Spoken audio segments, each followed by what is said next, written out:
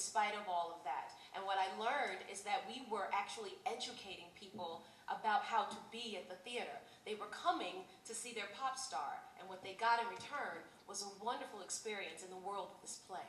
And I wasn't in the way of it, because I'm not a pop star. And so it was great. They got an opportunity to really experience a piece of theater, the thing we love so much. They got it, because I wasn't in the way of it. I just got to participate. Maybe they met a sweet little girl named Montego along the way. But what they really got was the world of The Color Purple. Do you know what I mean?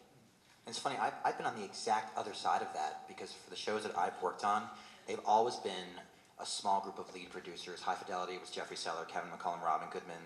Next Normal, David Stone, and he had 3 other producers with him, and American Idiot, Tom Hulse, and Ira Pittleman, and so on and so on. And I've never ever been told that we have to hire a star, or, you know, it's always been about who's best for the piece. So, I mean, I think that's happening, but I think, you know, and also just from the roster of artists that who have been either my agency or I've just gotten to meet through my work, there are a lot of young writers who are being supported, who are doing really exciting work, and so it's never going to be perfect, but there is another side to it where there are still material-driven things that are happening for the best people to perform them and to write them. Question here. Right here, Jeannie. This is sort of not a grandiose question, but it's sort of apropos, and if I don't ask it, I will never sleep again. Chad, you talk about spilled out of you, character. You were all talking about bringing on the unknown and the surprise of Memphis and some other productions to the audience. I never saw anybody like you, that character. How did that happen? You couldn't, how?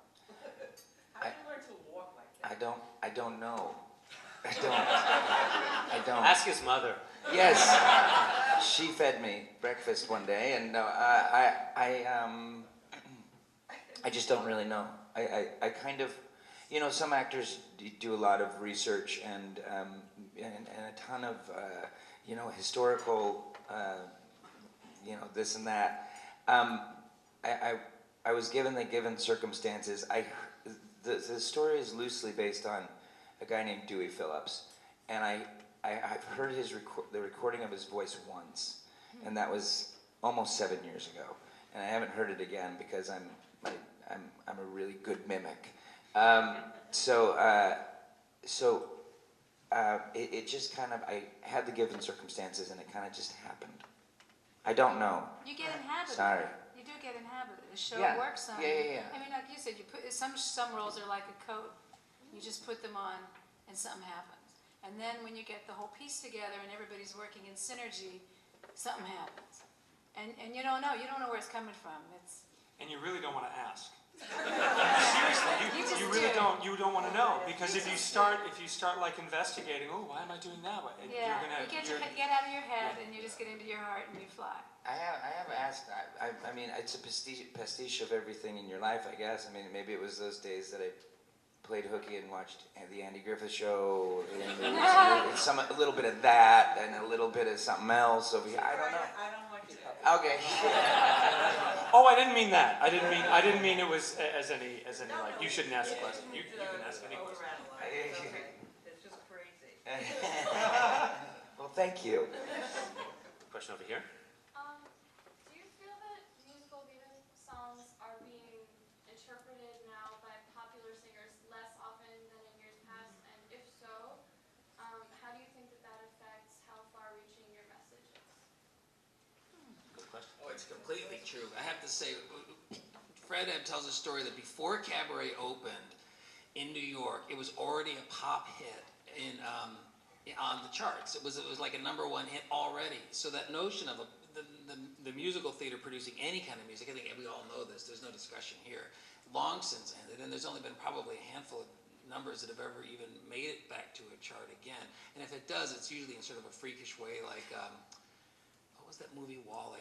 Yeah, where all of a sudden Hello Dolly shows up in a weird place. But I don't think that the musical, as a result though, I think that the music, and I'm speaking like I write music, but that notion of the music in the theater now serves the notion of the story and the character a lot more closely than it does the pop culture demands. And that notion of somebody saying, I'm sure you had this, but you know, saying you need to write a a showstopper number, you need to bring down the house at 10:30. It long since disappeared because the music does not live outside of the musical anymore, rarely.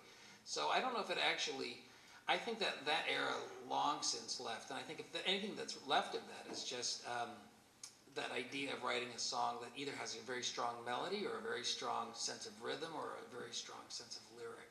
But I don't think the musical has been serving that God for quite a while.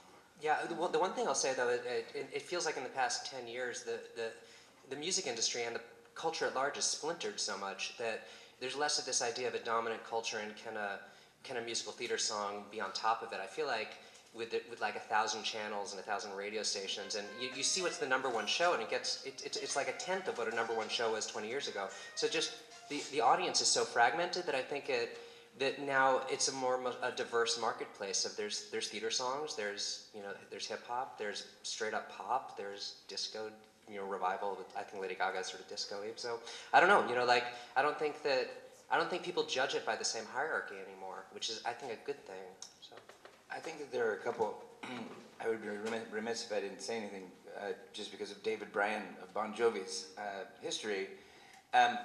Because he writes for the radio, like for the last 30 years now, is it 30 years? 25, 30 years, he's written for the radio, and that's the way,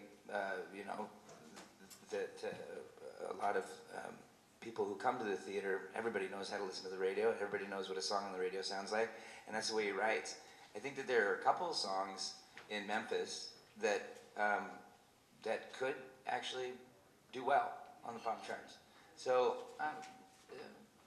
but it hasn't trended in that direction for a long time. Excuse me, I was just going to say that years ago, there were professional managers in the publishing industry. Their job was to get the songs out before the shows came in.